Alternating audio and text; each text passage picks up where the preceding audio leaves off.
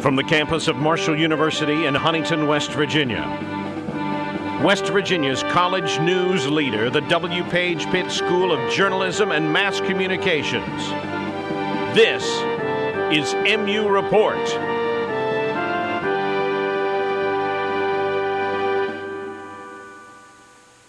Hello, and welcome to this 2016 edition of Marshall University's MU Report, a student-produced newscast of the W. Page Pitt School of Journalism and Mass Communications. We're bringing you this newscast from our studio in Huntington, West Virginia, and we'll be sharing the air with other universities for a show called Campus Connections for the rest of the school term. We're glad you're joining us. I'm Nicole Henderson. And I'm Andrea Horsley. Now, our top story. On every college campus, one item is so important that if it gets lost, stolen, or hacked, it is a huge deal. We're talking about our devices. We depend on them, and we take security and privacy seriously. Well, the FBI recently asked something of Apple that the company says, in its words, threatens the security of their customers in a message on their website last week. The FBI wants it to create something that doesn't yet exist, a backdoor to one iPhone. In other words, a way into a person's device without their permission or knowledge. The FBI says this would help law enforcement get into the phones of terrorist suspects and recover lost information, such as in the San Bernardino mass shooting case. Apple says it will not cooperate with the government, nor will it comply with the judge's ruling on the matter. Many Marshall students say they are troubled by the request. If they have access to everything, I don't really use my computer or my phone for anything other than talking to my friends and family and schoolwork. So, there's not really anything super personal on there except maybe my credit card information or things like that. Like if I order stuff online, shopping, that's the only thing I would be concerned about them getting a hold of. Or maybe somebody hacking into the database and, getting into my stuff. But if they make it so that the company can access it, anybody can hack in and access it, and that wouldn't be, I don't really like that. Apple says the government cannot have access to passcode breaking technology, but that the government should form a commission to come up with solutions to the emerging dispute about privacy versus solving terror cases. With the recent release of the proposed 2016-2017 Huntington City budget comes several serious issues leaders say cannot be ignored. Things like insurance for Huntington workers could trickle down to affecting all the people who live here, and Marshall University as well. Learned that we can trust one another. Huntington Mayor Steve Williams released his proposed city budget for the 2017 fiscal year moments after giving his last State of the City address.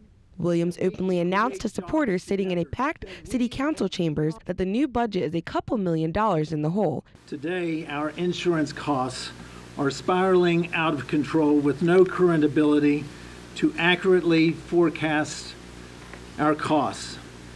It's the only expenditure that we seemingly have no solution to establish control. The reason is that we're having this difficulty is we are a self-insured entity. Williams said that Huntington's self-insured entity had a very small pool of about 700 people to spread its risks, and we would need tens of thousands of people in order to be effective. 2 years ago, we evaluated the feasibility of becoming a private insurer. The cost then was prohibitive. The trail of costs to our self-insured obligations in essence required that we fund 2 separate insurance systems for a number of years. Clearly, we need to establish a means to be able to more readily control those costs. The mayor has said layoffs are the last resort in alleviating pressures in the city's budget. Layoffs would mean decreasing police and fire protection around campus. It would also mean decreasing public work employees who maintain infrastructure around Marshall's campus. We right now are rebidding all of our insurance contracts. Explained Williams to student journalists who stayed to ask follow-up questions after the State of City address. We don't want to see just a vanilla run-of-the-mill insurance program. I believe it was looked at before for the city to even partner with the state on the state program. But as you know, the state employee program is in trouble and underfunded. So the problems are starting at the top and they're rolling down So I have two issues that I'm dealing with. I have on one hand dealing with the insurance companies and their bids. I'm also negotiating a union contract with police, fire, and our what we call Ask Me workers. Williams said that it is crucial that he identifies a solution to the insurance issues and not affect employees' jobs or benefits. But he thinks that employees readily recognize by sitting at the table that they might have to make a judgment call. Jobs or a little bit more for their insurance. The city has until the end of March to finalize its budget, and many Marshall students are watching carefully to see what the impact of the budget could have on them. A true presidential frontrunner is still contested, even after the first 3 primaries, and Marshall students are still trying to decide who has their vote.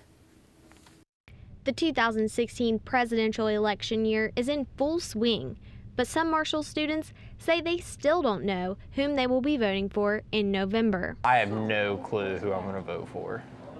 In fact, the Pew Research Center says that surveyed voters think that each presidential candidate would make a terrible president rather than a great one. Honestly, I'm not really fond of any candidate right now. Anyone but Trump, really. Even though they are undecided, the Pew Research Center says 35% of millennials report learning most about the election through social media, followed by 18% in the news website and app category. Mostly social media and newspapers, TV, when I do watch the news, when I'm home to watch it. And the decision doesn't get any easier after split decision primaries the past few weeks. I just think this one's a little extreme. There's a lot of, they're in the wings, so I don't know, this one's a little hard. The results for primaries in the South and West are upcoming, and the most important bellwether Super Tuesday is coming March 1st. We'll be right back after this. The William Page Pitt School of Journalism and Mass Communications has been a part of Marshall University's history since 1926. Today, the school offers 7 degree programs including advertising, radio and television production, sports reporting, public relations, and broadcast, online, and print journalism. SOJMC prepares students for the opportunities and challenges of the industry. Professional-oriented courses as well as hands-on learning environments help students gather real-world experience before stepping out to their field of choice. And with a vast variety of student-run clubs and organizations, students always have the chance to better their skills. The W. Page Pitt School of Journalism and Mass Communications combines classroom and hands-on learning environments to provide students with the background necessary for future employment in the field of mass communications, and continues today to produce award-winning content through a variety of majors.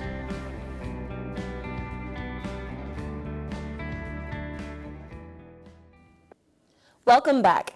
2 years ago, and in several polls since, Huntington was voted one of the worst cities to live in the United States along any measurement.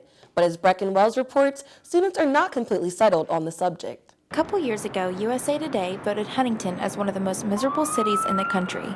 According to Mayor Steve Williams, as a college town, the city relies on Marshall to thrive. Campus can show you a good outlet and stuff of things to do, but I think if you're not actually in college and you're this age group, you probably wouldn't know what to do. Even though students get their education here, some just take their lives after graduation one step at a time. I lead kids in Huntington, which it's pretty awesome, and so it's really in the Lord's hands wherever I live afterwards. It seems like it's getting better, but I'm not sure. Also, job-wise, I don't think it'd be for me. Though Huntington may not be the ideal place to live, some students try to see the positive aspects. I feel like if you look at it from an outside point of view, you'd say that just because whenever you watch the news, they kind of focus on the negative aspects, but they don't really focus on the positive aspects of it, and that's kind of where I keep my mind at. Despite the poll that was taken a couple of years ago, Huntington is now in the running for America's best city. Breckin Wells, MU Report. The mayor is among many community-minded folks who are trying to make living conditions better. Heroes often wear capes, sometimes masks. They're known for saving those in distress. In this instance, one Marshall athlete took the opportunity to do some saving of his own.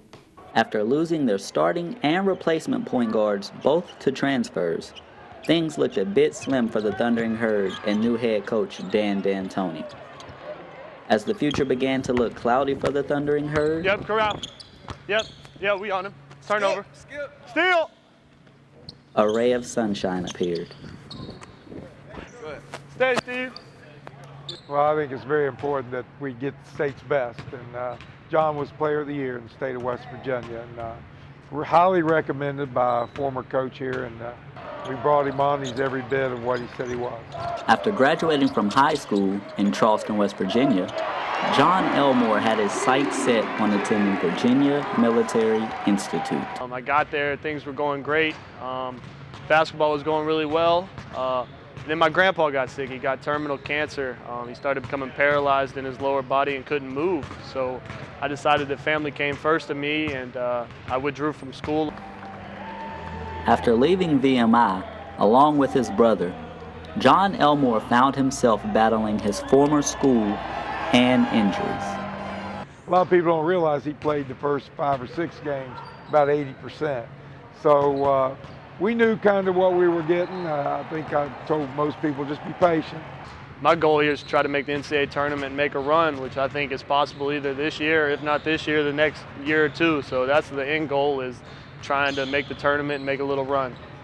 When you hear a hometown hero, oftentimes you think of the likes of Jason Williams, Randy Moss, and Aaron Dobson. But with steady improvement and consistency, we may have to add John Elmore to that list. Ishmael Witten, MU Report. Elmore, who's only a sophomore, currently leads the Thundering Herd in assists per game and is second on points per game, while playing in only 17 games thus far. A Michigan native is giving the Marshall men's basketball team a run for their money. Stirring up big things for the Herd, his future is looking exceptionally bright. Here's MU Report's Imani Spadley with more on the story. Some basketball players will tell you it all started with an orange basketball. But for one member of the Herd family, the story's a little different.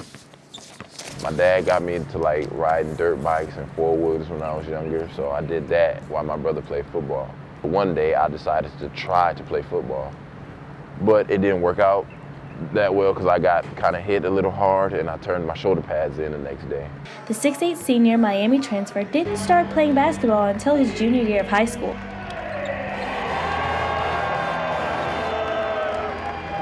And he says when he did, the talent just came naturally.